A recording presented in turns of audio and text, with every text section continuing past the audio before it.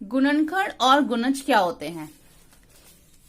पहले हमको एक नंबर ले लेते हैं। सबसे पहले हम निकालेंगे गुणनखंड। जैसे मैंने यहाँ पे मान लो एक नंबर ले लिया 32, ठीक है, ये मैंने एक संख्या ले ली 32। अब इसका हमें जो है गुणनखंड निकालना है। वो हम किस तरीके से निकालेंगे? गुणनखंड क्या होता है? किसी संख्या का गुणनखंड उसका एक पूरा पूरा विभाजक होता है। ये जो हमने संख्या ले रखी है, ये किसी भी जिस भी नंबर से हम इसको भाग देंगे, ठीक है, मान लो हम इसको 2 से भाग देते हैं और ये पूरी विभाजक हो जाती है, यानी कि इसका जो शेष है वो 0 बचता है। इसका मतलब 2 जो है वो 32 का गुणनखंड है। ठीक है, तो जैसे कि हम यहां से स्टार्ट करते हैं। पहले हमें इसका निकालना है, तो हम इसको पहले हम 2 से भाग देके देख लेते हैं कि 2 जो है 32 जो है 2 एकम 2, 2 छिक 12, ठीक है।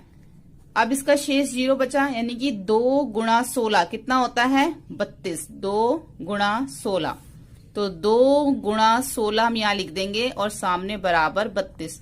अब 32 के गुणनखंड क्या है? 2 और 16, ये 32 के गुणनखंड है। और किन किन टेबल से ये पूरा विभाजक हो सकता है, किस किस पहाड़े से, वो हम सब इसमें करके देखेंगे।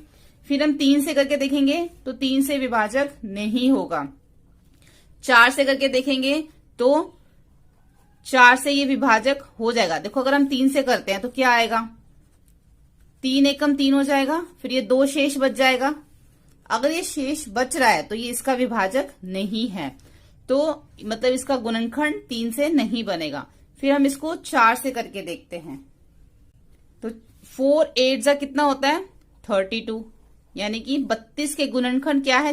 2, 16, 4 और 8। अब हम आगे भी करके देखते हैं। 5 से भी नहीं होगा, ये 6 से भी नहीं होगा, 7 से भी नहीं होगा, 8 से होगा। 8 चौक 32 लिखो या 4 अट्ठे 32 लिखो, दोनों एक ही बात है, तो हम इसको एक बार लिख चुके हैं। तो 32 के गुणनखंड क्या बन गए? 2, 4, 16, 4 8, 16 और 32। ये किसके गुणनखंड है?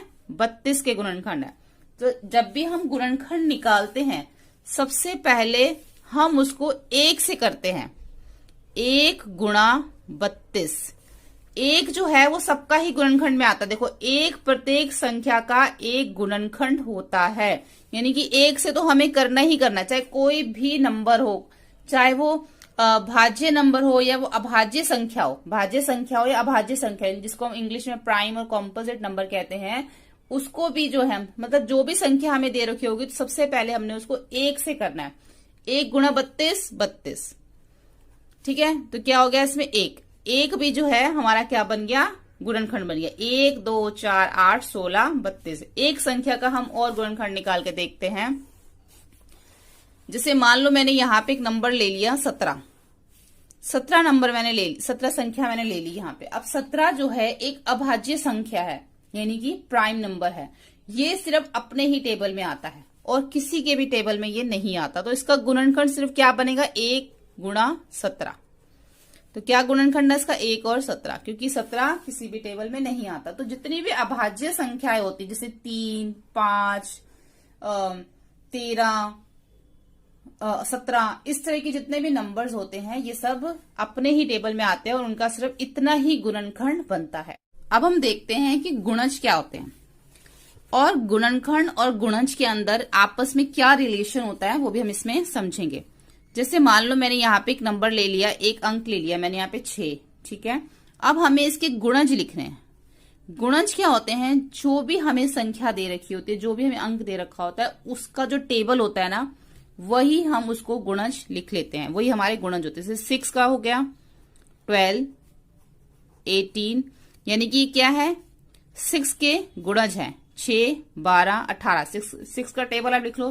6 2 12, 6 3 जा 18, 6 4 जा 24, 6 5 जा 30, 36। इस टाइप से जो है आगे आप इसका लिख सकते हैं। मतलब इसका कोई एंड नहीं है। आप इस टेबल को जितना मर्जी आगे इसको आप बढ़ा सकते हैं। जैसे 6 10 जा 60 होता है, उससे आगे भी लिख सकते हैं, उसके भी आगे लिख सकते हैं। तो जो उसके गुणज होते हैं, कोई भी हमें संख्या दे रखी होती है, जो उसका टेबल होता है, वही उसका गुणज होता है। ठीक है, अब आप इस चीज को समझो कि जो हमने ऊपर गुणनखंड निकाले थे और जो गुणज है, देखो अब अगर मैं इसको, एक तो हमने इसको इस तरीके से लिखा, नहीं तो हम इसको ऐसे भी लिख सकते हैं 6 गुणा 1 6, 6 गुणा 2 12, 6 गुणा 3 18। ये क्या है, 6 का टेबल ही आ रहा है ना। 6 गुणा 4 24। ऐसे आप इसको आगे भी लिख सकते हो। तो आप इस तरह से किसी भी अंक का जो है, किसी भी संख्या का जो है गुणज इस तरीके से निकाल सकते हो। अगर आपको 9 का निकालने के लिए बोला गया है तो आप 9 का जो है टेबल लिख दोगे, या फिर आप इसको ऐसे भी लिख सकते हो 9 गुणा 1 9, 9 गुणा 2 18, 9 गुणा 3 27, 9 गुणा 4 36। आगे भी इसी तरीके से आप इसको लिख सकते हो।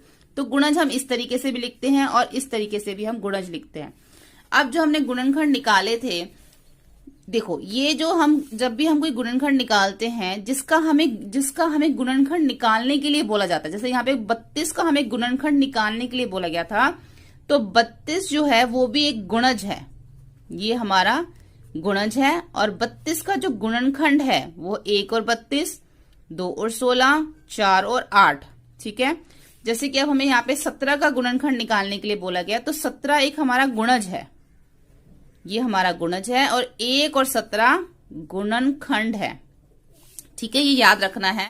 अगर हमें 24 का गुणनखंड निकालने के लिए बोला जाए तो हम क्या करेंगे, पहले 1 गुणा 24 24 हो जाएगा, 2 गुणा 12 वो भी 24 हो जाएगा, 3 गुणा 8 वो भी 24 हो जाएगा, 4 गुणा 6 वो भी 24 हो जाएगा।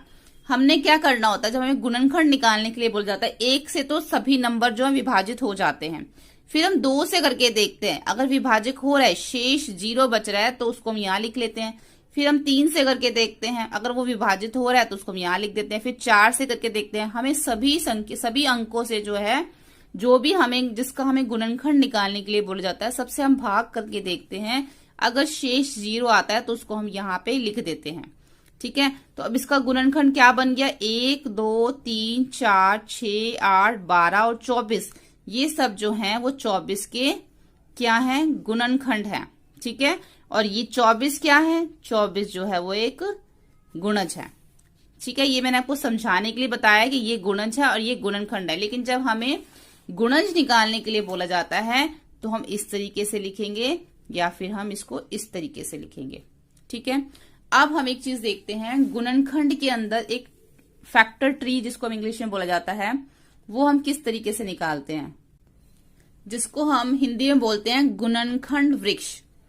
हमें कोई एक नंबर हम जैसे ले लेते हैं, जैसे हमने यहां पर ले लिया 90 हमने एक संख्या ले ली। अब हमें इसका गुणनखंड वृक्ष बनाना है, तो सबसे पहले हम 90 को 2 से भाग देके देख लेते हैं। अगर ये 2 से विभाजित हो रहा है तो 2 चौक 8, 2 पंजे 10। ठीक है, ये शेष क्या बच रहा है, 0, यानी कि 2 गुणा 45। तो हम इसको इस तरीके से लिखेंगे, 2 और 45, ऐसे 2 गुणा 45 कितना हो गया, 90। अब हमें, ये तो हमारा अभाज्य संख्या आ गई, इसका अब आगे गुणनखंड नहीं बन सकता। इस संख्या का हम आगे से फिर से गुणनखंड बनाएंगे, फिर कि गुणनखंड वृक्ष बनाएंगे। अगर हम इसको 2 से भाग देते हैं तो ये भाग नहीं होगा। ये किससे भाग होगा, या तो ये 3 से भाग हो सकता है या फिर ये 5 से भाग होगा। अगर हम इसको 3 से भाग करके देखते हैं तो 3 एकम 3, 3 पंजे 15, यानी कि 3 गुणा 15। तो ये हमारा हो गया 3 और ये हो गया 15। 3 गुणा 15 45। अब ये हमारी अभाज्य संख्या, तो इसका गुणनखंड नहीं बनेगा। 15 का 15 क्या बनेगा, 3 गुणा 5 15, 3 पंजे 15। अब 3 भी हमारी अभाज्य संख्या और 5 भी हमारी अभाज्य संख्या, तो इनके गुणनखंड नहीं बनेंगे। तो इस तरीके से हम फैक्टर ट्री बनाते हैं। या फिर हम 90 का इस तरीके से भी बना सकते हैं, 10 गुणा 9 90 हो गया। अब 10 के आगे से 2 बना लो, 2 पंजे 10। ठीक है, 3 तिया 9, इसके 2 बनेंगे। अब सारी नीचे अभाज्य संख्या आ गई। अब आगे इसका ट्री नहीं बन सकता, आगे इसका वृक्ष नहीं बन सकता। तो इस तरीके से जो है हम इसका जो है गुणनखंड वृक्ष जो हम बनाते हैं। हम भाग कर करके देख लेते हैं। देखो 10 गुणा 9 कितना होता है, 90। 2 का 2 गुणा 5 10, 3 तिया 9। इस तरीके से हम जो है इसका ट्री बनाते हैं। अब देखो इस तरीके से हमें इसे 60 दे रखा है। अब इसमें हमें 60 का हमने यहाँ पे वृक्ष बनाया 6 गुणा 10, 60 हो गया। अब यहाँ पे 6 का अगर हम गुणनखंड बनाते हैं तो 6 का 2 तो दे रखा है, आगे यहाँ पे नहीं दे रखा। हमें यहाँ पे कैसे पता चलेगा कि यहाँ पे क्या आएगा? इन दोनों को हम भाग करके देख लेंगे। 2 को जब 6 से भाग करेंगे तो 2 3 6 आ जाएगा, शेष बचा 0, यानी कि 2 गुणा 3, यहाँ पे क्या आ जाएगा? 3, ये 2 और ये गुणा 3। ऐसे ही 10 है। अब 10 को जब हम 2 से भाग देके देखेंगे तो 2 पंजे 10 आ जाएगा, या फिर सॉरी 5 को 10 से भाग करेंगे तो 5 दूनी 10, तो यानी कि यहाँ पे 2 आ जाएगा, 5 दूनी 10। ठीक है, इस तरीके से हम इसका गुणनखंड वृक्ष बनाते हैं। सार गुणनखंड और सार गुणज, जिसको बोला जाता है इंग्लिश में common factors and common multiples. ठीक है, तो सबसे पहले हम कॉमन फैक्टर यानी कि सार गुणनखंड देख लेते हैं। हमें कोई भी नंबर दे रखा हो, हमें जैसे यहाँ पे 4 18 जो मैंने यहाँ पे लिखा हुआ है, पहले हम 4 के जो है गुणनखंड निकाल लेंगे। ये 4 का गुणनखंड क्या है? 1 इंटू 4 और 2 इंटू 2, ये हमारे 4 के गुणनखंड है। तो क्या हो गया? 1 2 और 4, ये 4 के गुणनखंड हो गए। ऐसे हमने 18 के यहाँ पे निकाल लिए, तो क्या हो गया? 1 2 3 9 2, यहाँ पे हो गया 6 और 18, ये हमारे 18 के हो गए। अब जो दोनों में एक जैसे हैं, सार्व हैं, कॉमन है, उसको हम सर्कल कर लेंगे। 14 में भी 1 है, 18 में भी 1 है, 4 अब जो 2 जो है वो 4 में भी है और 18 में भी है। तो ये क्या हो गया? 7 गुणनखंड हो गए। 4 18 का जो 7 गुणनखंड है वो 1 और 2 है, यानी कि कॉमन हो गया दोनों के अंदर। ठीक है, आपको इसके लिए पहले गुणनखंड निकालने आने चाहिए। आपको गुणनखंड निकालने आएंगे तो आप उसके अंदर से कॉमन फैक्टर यानी कि सार गुणनखंड निकाल पाएंगे। ठीक है, उसके बाद है अगर हमें 4 और 15 का निकालना है तो उसके लिए भी हमें ऐसे ही करना है। पहले 4 का 1 गुणा 4 और 2 गुणा 2। ठीक है, अब 15 का क्या होगा? 1 गुणा 15 और 3 गुणा 5, ये 15 का गुणनखंड हो गया। 4 के क्या थे? 1 2 और 4, और 15 के 1 3 और 15, 1 3 और 5, 1 3 5 और 15, ये हमारे हैं 15 के गुणनखंड। अब ऐसे देखो, इस चीज को ध्यान से देखना आपने, यहां पे जो हमने गुणनखंड लिखे और यहां पे लिखे, जब हमारे पास दोनों के गुणनखंड है और हमें उसमें से सार निकालना है, उसका हमारे पास सिर्फ 1, एक नंबर नहीं, 1 ही, मतलब कि एक संख्या ही होनी चाहिए वो। अगर वो 1 दोनों में कॉमन है, कोई और नहीं, 1 ही होना चाहिए, तो वो सह अभाज्य संख्या कहलाती है। ये हमने गुणनखंड तो निकाल दिए, हमने ये सार गुणनखंड भी बता दिया कि 4 और 15 का जो सार गुणनखंड है वो 1 है। ठीक है, जब हम गुणनखंड निकालते हैं उन दोनों के अंदर जो 1 है, अगर सिर्फ 1 ही कॉमन आ रहा है तो उसको हम को प्राइम नंबर यानी कि सअभाज्य संख्या कहते हैं। ठीक है, ऐसा नहीं होना चाहिए कि उसमें मान लीजिए गुणनखंड हमारे ये निकल रहे हैं 1 4 6 2, ठीक है, और यहाँ पे निकल रहा है 1 6 7 9, मतलब ऐसे मैंने रफली लिख दिया, और उसके अंदर जो है 1 भी कॉमन आ रहा है और 6 भी कॉमन आ रहा है। ऐसे नहीं होना चाहिए, सिर्फ एक नंबर 1, सिर्फ यहाँ पे 1 की बात हो रही है। 1 जो है अगर वो कॉमन आ रहा है 1, तो ही वो सह अभाज्य संख्या है, कॉम प्राइम नंबर है, और ये इसका 1 जो है वो सार गुणनखंड है। सिर्फ एक ही नंबर कॉमन है, एक ही नंबर नहीं, सिर्फ एक ही कॉमन है। ठीक है, इसको हम बोलेंगे सअभाज्य संख्या। ये चीज आपको याद रखनी कि सअभाज्य संख्या कौन सी होती है। किसी भी नंबर का गुणनखंड निकालने के लिए बोला जाए और उसमें सिर्फ एक ही नंबर जो है वो कॉमन आ रहा है। ठीक है, उसके बाद हम देख लेते हैं सार गुणज। अब सार गुणज क्या होते हैं, जिसको हम इंग्लिश में बोलते हैं कॉमन मल्टीपल्स। कॉमन मल्टीपल, जैसे मैं 4 और 6 का बोला गया, तो मैंने आपको बताया था गुणज कैसे निकालते हैं। आप जाके वीडियो प्लेलिस्ट में चेक कर सकते हैं, जो बेसिक वीडियोस हैं, डिस्क्रिप्शन में भी जो है लिंक दिया हुआ है बेसिक वीडियोस का, जो मैथ की बेसिक वीडियोस है, उसमें आपको सभी बेसिक वीडियोस मिल जाएंगी मैथ्स की। ऐसे हमें 4 और 6 इन दोनों का कॉमन मल्टीपल निकालना है, सार गुणज। तो उसके लिए पहले हम 4 के मल्टीपल सीख लेंगे। जो मल्टीपल्स होते हैं उनका कोई एंड नहीं होता, इन्फिनिटी, मतलब जहां तक आप लिख सकते हो उसको लिख सकते हो, उसका कोई एंड पॉइंट नहीं है। आप उसको पहले आपने 4 के मल्टीपल्स लिखिए, फिर आपने इसके अंदर 6 के मल्टीपल्स लिखिए। अब जो दोनों में कॉमन आ रहा है उसको हम सर्कल कर देंगे, जैसे कि 12 दोनों में कॉमन आ रहा है, 8 नहीं आ रहा, 12 आ रहा है, और क्या आ रहा है 24 जो है वो दोनों में कॉमन आ रहा है। अगर आप इसको और भी आगे लिखना चाहें तो और भी लिख सकते हैं और उसके अंदर से कॉमन मल्टीपल्स जो है वो निकाल सकते हैं। 8 कॉमन नहीं है, 4 के ये मल्टीपल्स हो गए और 6 के हमने ये लिखे हैं। आप इसको आगे भी बढ़ा सकते हैं और जितने ज्यादा आप इसके अंदर से कॉमन मल्टीपल्स निकालेंगे वो आपका सार गुणज होगा। ठीक है, तो आपको ये चीज समझ आ गई कि सार गुणनखंड और सार गुणज हम किस तरीके से निकालते हैं। एक एग्जाम्पल हम और ले लेते हैं। जैसे हमें 5 और 10 के सार गुणज निकालने, तो हम क्या करेंगे, पहले 5 का 5, 10, 15 यानी कि 5 का टेबल लिख लेंगे। 20, 25, 30, 35, 40, 45, मैंने 45 तक लिखा है, आगे भी लिख सकते हैं इसको।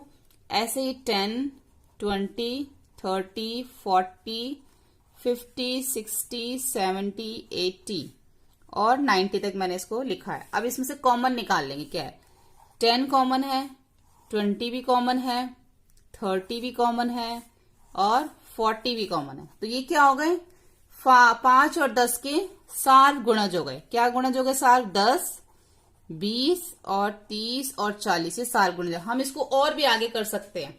ठीक है, इसको जितना ज्यादा आप आगे इसको लिखना चाहो लिख सकते हो। दोनों नंबर्स को 5 का टेबल आगे तक लिख सकते हो, 10 का भी लिख सकते हो। और भी ज्यादा अगर आपको सार गुणज निकालना है तो आप इसको कॉमन मल्टीपल्स को निकाल सकते हो। ठीक है, इस तरीके से करना है। तो होपफुली आपको ये वीडियो हेल्पफुल लगा। वीडियो हेल्पफुल लगे तो प्लीज लाइक शेयर सब्सक्राइब करें। Thank you. अभाज्य और भाज्य संख्याएं यानी कि प्राइम एंड कॉम्पोजिट नंबर। तो हम जानेंगे कि अभाज्य और भाज्य संख्याएं कौन सी होती हैं। वे संख्याएं जिनके गुणनखंड एक और स्वयं वह संख्या ही होते हैं उन्हें अभाज्य संख्या कहते हैं, यानी कि प्राइम नंबर्स कहते हैं। कौन सी संख्याएं, जिनका गुणनखंड एक या अपना ही नंबर हो, जैसे कि 2। अब 2 जो है सिर्फ 2 के टेबल में आता है, 2 के टेबल में, तो इसका गुणनखंड क्या बनेगा, 1 गुणा 2, 2। तो इसका गुणनखंड क्या बन रहा है, 1 और खुद अपना ही नंबर। ऐसे ही 3 है, 3 का भी 1 गुणा 3 ही बनेगा क्योंकि और तो किसी टेबल में नहीं आता। ऐसे ही 5 है, 7 है, 11 है, 13 है, 17, ऐसे और बहुत सारे नंबर हैं जो सिर्फ 1 से डिवाइड होते हैं या फिर वो अपने ही नंबर से जो है वो डिवाइड होते हैं और उनका गुणनखंड सिर्फ इस तरीके से बनता है। तो वो संख्याएं जो है अभाज्य संख्याएं होती हैं। भाज्य संख्याएं वे होती हैं, वे संख्याएं जिनके 2 से अधिक गुणनखंड होते हैं भाज्य संख्या कहलाती हैं। जैसे कि 4, 6, 8, 9, 10, 12। अब जैसे 9 है, 9 का 1 गुणा 9 भी करोगे आप, 9 हो जाएगा। 3 गुणा 3 तिया 9 हो जाएगा।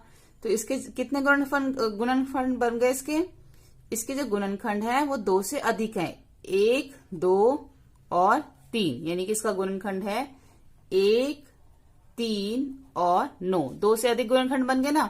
तो जिसके 2 से अधिक गुणनखंड बन जाते हैं वो जो है हमारी भाज्य संख्या होती है और जो सिर्फ 1 या अपने ही टेबल से डिवाइड होते हैं वो हमारी अभाज्य संख्या होती है। ध्यान रखें, ना तो अभाज्य संख्या है और ना ही भाज्य संख्या है।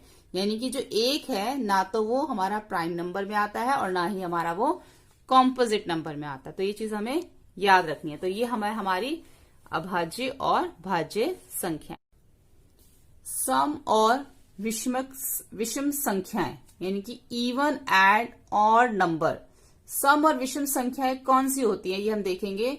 जो संख्याएं 2 का गुणज होती हैं वह संख्याएं सम संख्याएं होती हैं, यानी कि जो 2 का गुणज होती है। 2 का गुणज मतलब जो आप ऐसे बोल सकते हो जो 2 से डिवाइड हो जाती है, जो 2 से भाग हो जाती हैं, वो संख्याएं सम संख्याएं होती हैं। जैसे कि 2, 4, 6, 8, 10, 12, 14, 16, 18 और भी जो है काफी सारे जो आगे हैं।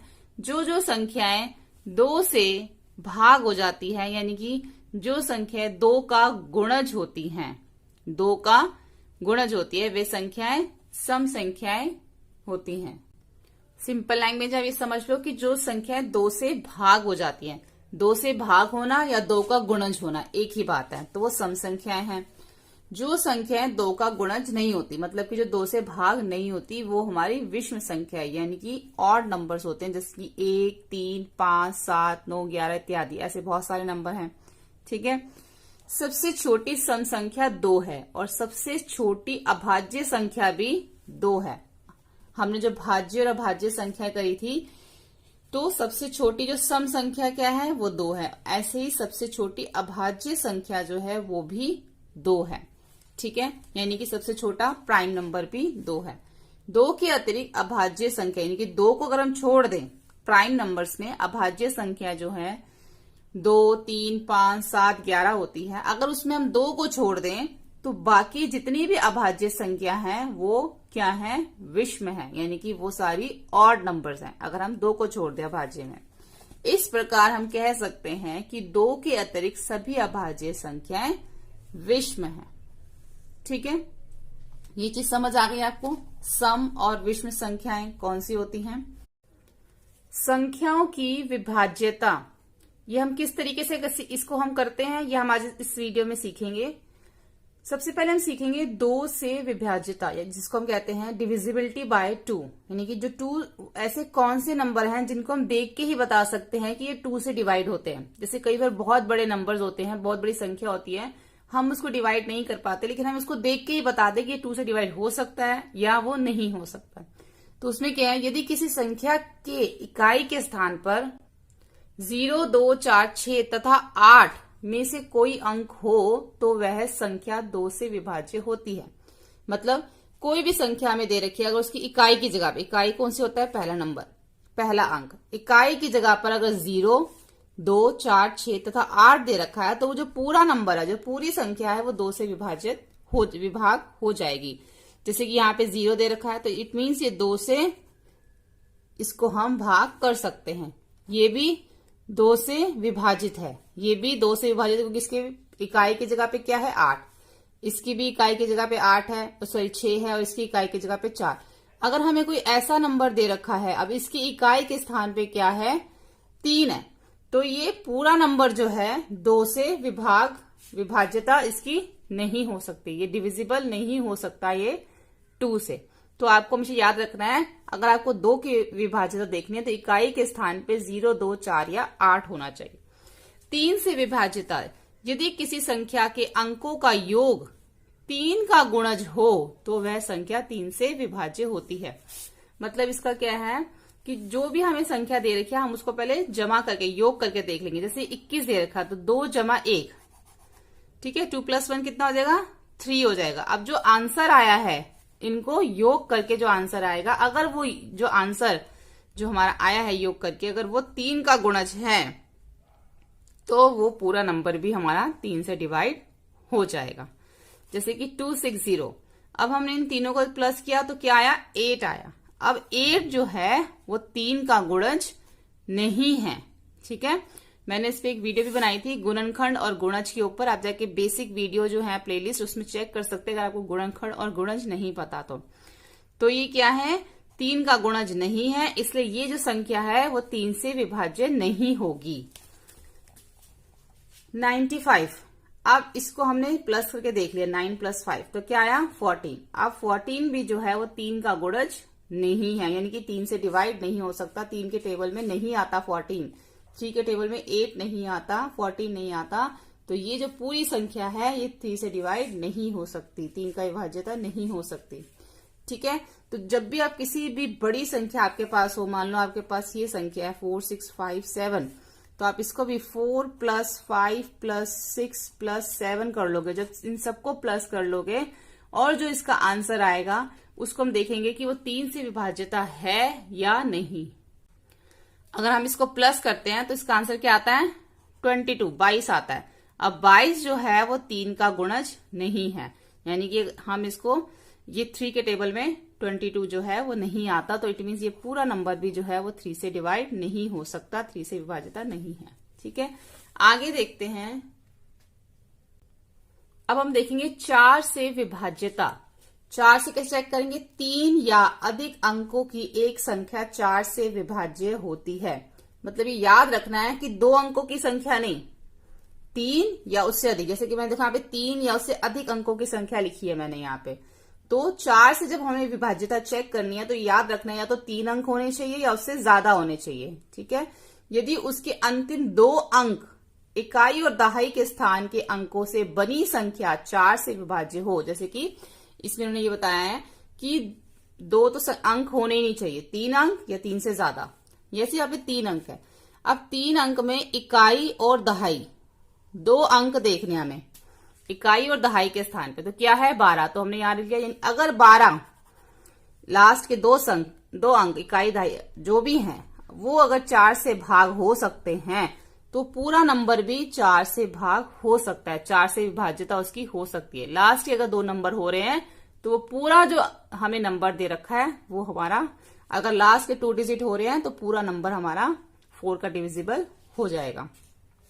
जैसे इसके लास्ट में क्या है 16, तो 16 क्या है 4 से आप 4 के टेबल में 16 आता है, ठीक है, तो ये पूरा नंबर भी हमारा 4 से डिवाइड हो जाएगा। ऐसे ही इसका लास्ट का क्या है 32, 4 से ये विभाजित हो जाएगा 32, तो ये पूरा नंबर भी हो जाएगा। तो 4 की विभाज्यता चेक करने के लिए सिर्फ इकाई और दहाई के स्थान के नंबरों को देखना पड़ता है।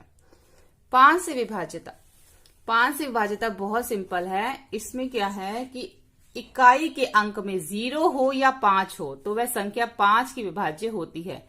इकाई के स्थान पे या तो 5 होना चाहिए या 0 होना चाहिए, तो वो पूरा अंक जो पूरी संख्या है जो है 5 से विभाज्यता उसकी होती है।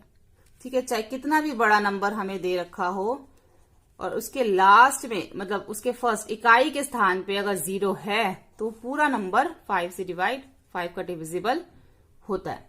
ठीक है, आगे देखते हैं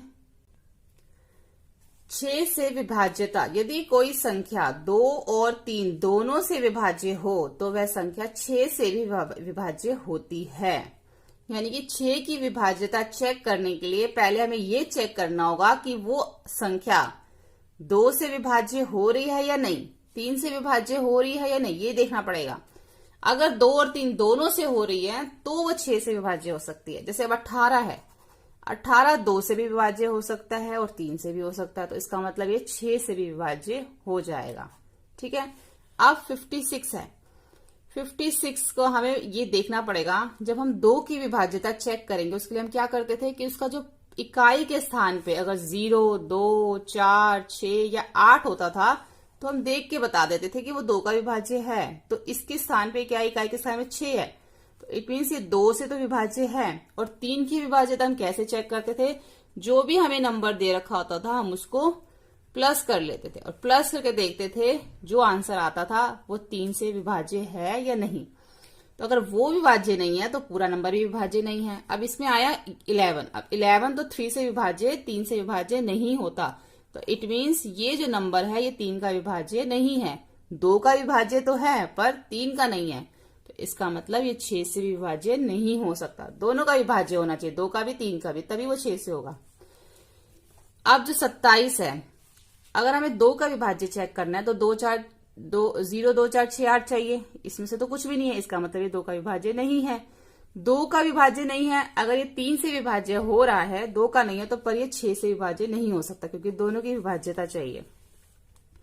अब इसमें भी क्या है, पहले स्थान पे ही इकाई के स्थान पे ही 9 आ गया, ना 0 है, ना 2 है, ना 4 है, ना 6, ना 8। इसको देख के पता चल रहा है 2 से विभाज्य नहीं हो सकता। 2 से नहीं हो सकता तो 6 से भी नहीं हो पाएगा क्योंकि 2 से और 3 से दोनों से विभाज्यता चाहिए। ठीक है, तभी वो 6 से विभाज्य होगा। 8 से विभाज्यता चेक करने के लिए 4 या उससे अधिक अंकों की इकाई संख्या 8 से विभाज्य होती है। जैसे कि हम 4 की विभाज्यता चेक करने के लिए हमें क्या बोला गया था, 3 अंक या उससे ज्यादा होने चाहिए। ऐसे 8 की विभाज्यता के लिए 4 या उससे अधिक अंकों की संख्या 8 से विभाज्य होती है। यदि अंतिम 3 अंकों से बनी संख्या 8 से विभाज्य हो तो पूरी संख्या जो है वो 8 से विभाज्य हो जाएगी, क्योंकि ये तो हमें करके देखना पड़ेगा। हम यहाँ पे संख्या लिख लेते हैं, ये हमने एक संख्या लिख ली। अब इसके 4 या उससे अधिक अंकों की संख्या होनी चाहिए। 4 अंक है और जो इसके आखिरी पहले जो 3 अंक हैं ये अंतिम 3 अंक, ये अंतिम जो 3 अंक हैं अगर ये 8 से विभाज्य हो रहे हैं तो पूरी संख्या 8 से विभाज्य हो जाएगी। अंतिम के 3 अंक जो है वो हम करके देखेंगे, हमें तभी पता चलेगा वो 8 से विभाज्य है कि नहीं है। ठीक है, अब 8 2 जा 16, क्या बचा 11 5 56, 8 7 जा 56, तो यानी कि 27 मतलब ये है, देखो नीचे कोई शेष नहीं बचा, इसका मतलब जो 216 है वो 8 से विभाज्य हो रहा है, तो इसका मतलब पूरी संख्या जो है वो 8 से विभाज्य हो जाएगी।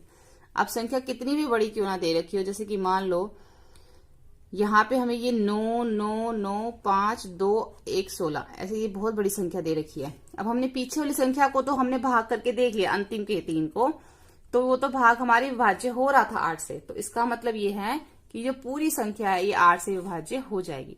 यानी कि 8 की विभाज्यता चेक करने के लिए हमें अंतिम 3 अंकों को देखना होगा। अगर वो 8 से विभाज्य हो रहे हैं तो पूरे अंक, पूरी जो संख्या है वो भी 8 से विभाज्य हो जाएगी। ठीक है, ये चीज इसमें देखनी है। अब हम देखेंगे 9 से विभाज्यता। यदि किसी संख्या के अंकों का योग 9 से विभाज्य हो तो वह संख्या 9 से विभाज्य हो जाएगी। यानी कि जो हमें संख्या दे रखी है उसको हम प्लस करके देखेंगे, उसका जो योग है, जैसे कि 4 + 6 + 0 + 8 कितना हो गया 18। ठीक है, जो इसका योग आ रहा है अगर ये 9 से विभाज्य है तो ये पूरी संख्या भी 9 से विभाज्य हो जाएगी। तो इसका योग 18 है, 18 तो 9 से विभाज्य होता है, 9 दूनी 18।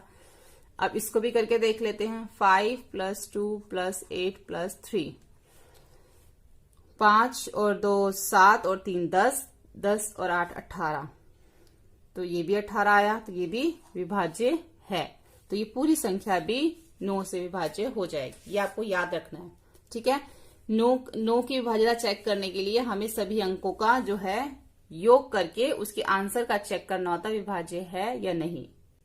ऐसे ही हम 3 की विभाज्यता भी चेक करते हैं। 3 की विभाज्यता भी हम यही देखते थे, जो उसका योग होता था, जो भी संख्या दे रखी होती थी उसके अंकों को योग करके जो भी उसका आंसर आता था देखते थे वो 3 से विभाज्य है या नहीं। अगर वो 3 से विभाज्य होता था तो पूरी संख्या 3 से विभाजित है। ऐसे ही 9 का भी है, 3 और 9 का सेम है। 10 में क्या है, 10 का बहुत ही सिंपल है, इसकी बस इकाई के स्थान पे 0 चाहिए। अगर इकाई के स्थान पे 0 है तो पूरी संख्या जो है वो 10 से विभाजित है। 5 की विभाज्यता चेक हमने कैसे करी थी, 5 की विभाज्यता चेक करने के लिए इकाई के स्थान पे 0 या 5 चाहिए था, लेकिन 10 की विभाज्यता चेक करने के लिए सिर्फ 0 चाहिए इकाई के स्थान पे। ठीक है, 11 की जो विभाज्यता है, थोड़ा ध्यान से समझिए इसको। किसी संख्या की 11 से विभाज्यता की जांच के लिए दाएं से विषम स्थानों के अंकों का योग और सम स्थानों के अंकों के योग का अंतर ज्ञात किया जाए। मैं भी आपको करके दिखाऊंगी ये।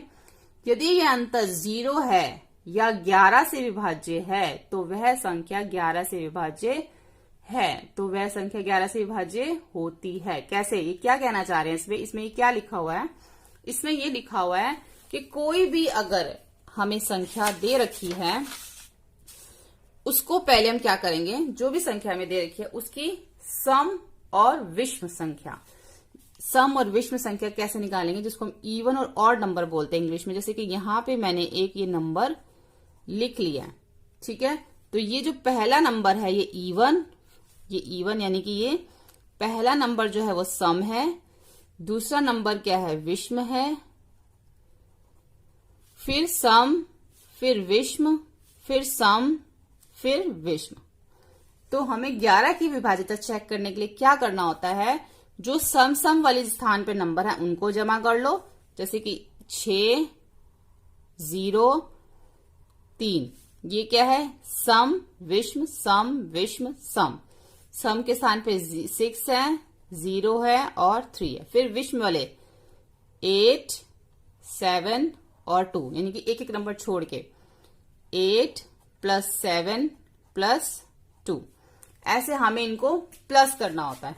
तो इसको हमने जब प्लस किया तो 9 आया, और जब हमने इसको प्लस किया तो हमारा आया 17। अब 17, जो दो नंबर हमारे पास आ जाएंगे आंसर, उन दोनों को हमने माइनस करना होगा। माइनस करने के बाद अगर आंसर 0 आ रहा है, ठीक है, तो वो 11 का विभाज्य है पूरा अंक। ठीक है, अगर 0 आ रहा है। अगर ऐसा कोई अंक, ऐसा कोई नंबर, ऐसी कोई संख्या आ रही है माइनस करने के बाद जो 11 से विभाज्य है, तो पूरी संख्या भी 11 से विभाज्य होगी। जैसे 17 में से अगर हम 9 माइनस करें तो 8 आएगा। अब 8 जो है वो 11 से विभाज्य नहीं है, इसका मतलब ये पूरा नंबर जो है वो 11 से विभाजित नहीं होगा। आंसर में या तो 0 आना चाहिए या कोई ऐसा नंबर जो 11 से विभाज्य है। जैसे कि यहाँ पे मैंने लिखे हुए हैं, ये लिखा 308। अब 308 में 3 और 8 ये दोनों जो है सम के स्थान पर हैं। 3 और 8 को हमने जमा कर दिया इसमें, तो क्या आ गया, 11 आ गया। ठीक है, और विषम के स्थान पे सिर्फ 0 है। ठीक है, 11 और जो हमारे दो आंसर बने, एक हमारा आंसर बना 11, एक बना 0। 11 माइनस 0 क्या आया, 11 आया। 11 में से अगर 0 को माइनस करेंगे तो 11 आएगा। अब 11 जो है वो 11 का विभाज्य है, तो इसका मतलब ये पूरी संख्या 11 से विभाजित है। ऐसे इसके में ये सम के स्थान पे है और ये सम के स्थान पे, ये दोनों विषम के स्थान पे है। तो 1 जमा 3 और 3 जमा 1 कर देंगे, दोनों का आंसर क्या आया, 4। 4 में से 4 को माइनस किया 0, तो ये भी हमारा 11 से विभाजित है। ये पूरी संख्या हमारे 11 से विभाजित है। ऐसे ही ये सम विषम, सम ये दो हैं और इसके बाद ये, और ये दोनों जो है विषम के स्थान पर हैं। तो 9 जमा 8 जमा 6 23 हो गया, 0 जमा 1 1 हो गया। 23 में से 1 को माइनस किया 22 आ गया। 22 जो है 11 से विभाजित है, इसलिए ये पूरी संख्या भी 11 की विभाजित है। ठीक है, ये है हमारी विभाज्यता। महत्तम समवर्ती और लघुत्तम समवर्ती निकालने के अलग अलग तरीके होते हैं। महत्तम समवर्ती के भी 3 वे होते हैं और लघुत्तम समवर्ती के भी 3 वेज होते हैं इसको निकालने के। लेकिन हम एक्सरसाइज 3.7 के अकॉर्डिंग जितनी मतलब उसमें जरूरत है, जिस प्रश्नावली 3.7 में जिस तरह के उसमें प्रश्न है, उसमें हम किस तरीके से महत्तम समवर्ती और लघुत्तम समवर्ती निकालेंगे, आज हम सिर्फ यही समझेंगे इसके अंदर। ठीक है, सिर्फ एक्सरसाइज 3.7 से रिलेटेड जितनी भी जरूरत है उतना ही हम इसके अंदर समझेंगे। हम इसके अंदर 3 संख्या ले लेते हैं। जैसे मैंने यहाँ पे ले लिया 20, 25 और यहाँ पे मैंने ले लिया 30। ठीक है, ये मैंने 3 संख्याएं ले ली। अगर अब मुझे इसका महत्तम समवर्ती निकालना है तो मैं इसको किस तरीके से निकालूंगी। जब हम महत्तम समवर्ती निकालें तो हम तीनों संख्याओं को अलग अलग करके जो है इस तरीके से लिखेंगे। ठीक है, जैसे ये पहले 2 से चला जाएगा, फिर 2 से 2 5 जा 10, फिर 5 5 जा 1, 5 1 जा 5। अब ये फिर से 5 से 5, फिर 5 एकम 5, ये भी 5 से जाएगा या फिर 2 से भी जा सकता है। ये 2 एकम 2 और 2 पंचे 10, और फिर 3 से, 3 पंचे 15 और 5 एकम 5 ऐसे। ठीक है, जब हम महत्तम समवर्ती अलग अलग करके निकालते हैं, हमें चाहे 2 संख्या दे रखी हो चाहे 3 दे रखी हो, तो हम क्या करते हैं, इनके जितने भी अभाज्य गुणनखंड ये हमारे आए हैं, ये सब क्या है, अभाज्य गुणनखंड। जो हमारे ये अभाज्य गुणनखंड आए हैं, इनको हम यहां पर जो है इस तरीके से सबके सामने लिख लेते हैं। ठीक है, 2 गुणा 3 गुणा 5। अब इसके अंदर से हमने क्या निकालने हैं, सार गुणनखंड निकालने हैं, इनकी कॉमन फैक्टर्स इसके अंदर से हमने निकालने हैं। अब इसके अंदर 5 इसके अंदर भी है, इसके अंदर भी है और इसके अंदर भी है, और ऐसा कोई भी नंबर नहीं है जो तीनों के अंदर हो। 2 है इसमें लेकिन इसमें नहीं है। ठीक है, तो हमारा जो महत्तम समवर्ती निकला 20, 25 और 30 का, वो क्या आया, 5 आया। जो सार गुणनखंड निकलेगा वही हमारा महत्तम समवर्ती होगा। इसमें हम एक एग्जाम्पल और ले लेते हैं, जैसे 12, 24 और 36।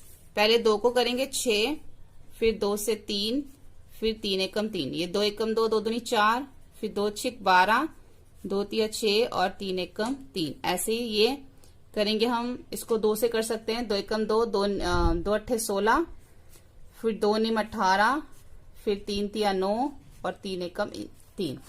12 के क्या आ गए, 2 गुणा 2 गुणा 3। 24 के 2 गुणा 2 गुणा 2 गुणा 3। 36 के 2 गुणा 2 गुणा 3 गुणा 3। अब इसमें 2 तीनों में कॉमन है, ये 2 भी तीनों में कॉमन है, और एक ये 3 तीनों में सार गुणनखंड है। तो हम इसको यहाँ लिख लेंगे 2 गुणा 2 गुणा 3। ये एक ये और एक ये 3। अब क्या आ गया, 2 दूनी 4 और 4 तिये 12, यानी कि इसका जो महत्तम समवर्ती आया वो क्या आया, 12 आया। तो अभी जो हमने लघुत्तम जो हमने महत्तम समवर्ती निकाला है वो हम अलग अलग करके निकालते हैं। लेकिन जब हमें लघुत्तम समवर्ती निकालने के लिए बोला जाता है, तो जो अगर मान लो हमें यही संख्या दे रखी है तो हम इसको एक साथ निकालेंगे। ठीक है, हमने इसको एक साथ निकालना है। जो हम प्रश्नावली 3.7 कर रहे हैं, उसके अकॉर्डिंग मैं बता रही हूँ कि जब हमें लघुत्तम समवर्त निकालना है तो हम उसको एक साथ निकालेंगे। जब हमें महत्तम समवर्त निकालने के लिए कहा जाएगा तो हम उसको अलग निकाल के उसके अंदर से 7 गुणनखंड निकाल के उसको गुणा करेंगे। लेकिन लघुत्तम समवर्त में हम सबको एक साथ करेंगे। ठीक है, इस तरीके से कर लेंगे हम इसको। फिर इसको हम 3 से करेंगे, 3 एकम 3, 3 दूनी 6, 3 तिया 9। अब एक बार 2 से और एक बार अब 3 से। ठीक है, अब इसके ये सारे क्या निकल आए, अभाज्य गुणनखंड निकल आए। अब इसको हम एक साथ लिख लेंगे यहाँ पे 2 गुणा 2 गुणा 3 गुणा 2 गुणा 3। अब इनको हम सबको एक साथ मल्टीप्लाई कर देंगे, गुणा कर देंगे। 2 दूनी 4, 4 तिये 12, 12 दूनी 24 और 24 तिया 72। ठीक है, इस तरीके से हम इसको एक साथ करके यहां लिख देंगे। बस हमें इतना ही समझना है इस एक्सरसाइज के लिए कि जब हमें महत्तम समवर्त निकालने के लिए बोला जाएगा तो हम ऐसे निकालेंगे, और लघुत्तम समवर्त निकालने के लिए बोला जाएगा तो हम उसको ऐसे निकाल के सबको अभाज्य गुणनखंडों को गुणा कर देंगे। तो यानी कि इसका लघुत्तम समवर्त क्या आ गया, 72 आ गया। ठीक है।